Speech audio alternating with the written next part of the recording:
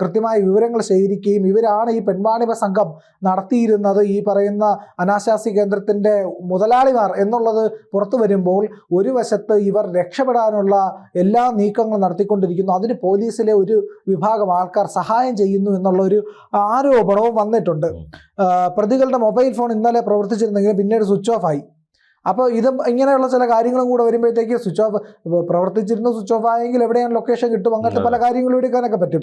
അപ്പോൾ ഇവർക്ക് ഈ കൂടുതൽ ബന്ധങ്ങളുള്ളത്, പോലീസിനകത്തെ ബന്ധങ്ങൾ ഇവർ രക്ഷപ്പെടുന്നതിന് കാരണമാകുന്നു എന്നുള്ള ആരോപണവും ഇപ്പോൾ വരുന്നുണ്ട്. ഈ മലാപ്പറമ്പ് ഫ്ലാറ്റിലാണ് ഈ പറയുന്ന പെൺവാണിഭ കേന്ദ്രം നടത്തിയിരുന്നത്. അവിടെ ഇവർ മിക്ക ദിവസവും എത്തിയിരുന്നു. എല്ലാ ദിവസവും വന്ന് ഈ കളക്ഷൻ എടുക്കാനും ഇവിടുത്തെ കാര്യങ്ങൾ അന്വേഷിക്കാനും ഒക്കെയാണ് ഇവരിവിടെ വന്നത്.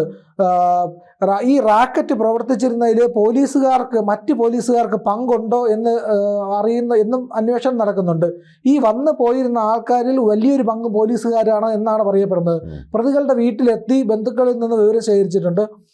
കേസിൽ പ്രതി ചേർത്ത് ദിവസങ്ങളായി എന്നുള്ളതാണ് ഇതിൽ ഏറ്റവും വലിയ വസ്തുത. എന്നിട്ട് ഇവരെ പിടിക്കാൻ കഴിയുന്നില്ല എന്ന് പറഞ്ഞു കഴിഞ്ഞാൽ അതിനകത്ത് വലിയ അത് മാത്രമല്ല, ഇത് പോലീസുകാർ മാത്രമല്ല, മറ്റു ഉദ്യോഗസ്ഥരും ഉയർന്ന ഉദ്യോഗസ്ഥരടക്കം ഇവിടേക്ക് പോകുന്നതെന്നാണ് മനസ്സിലാക്കുന്നത് പല ഡിപ്പാർട്ട്മെന്റുകളിൽ. കാരണം ഇവർ വിജിലൻസിൽ ഇവരിൽ ഒരാൾ ജോലി ചെയ്തിരുന്നു. അപ്പോൾ വിജിലൻസിൽ ജോലി ചെയ്യുമ്പോഴത്തേക്ക് സ്വാഭാവികമായിട്ടും പലവിധ ഗവൺമെന്റ് ഡിപ്പാർട്ട്മെന്റുകളുമായിട്ട് ബന്ധം വരും.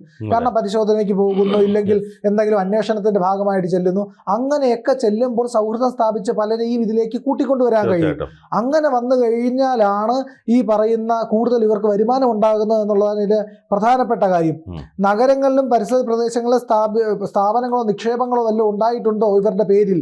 ഇവരങ്ങനെ ഈ പണം എന്തിനു ഉപയോഗിച്ചു എന്നുള്ള, കാരണം ഒരു മാസം 30 ലക്ഷം രൂപ കയ്യിലേക്ക് വരികയാണ്.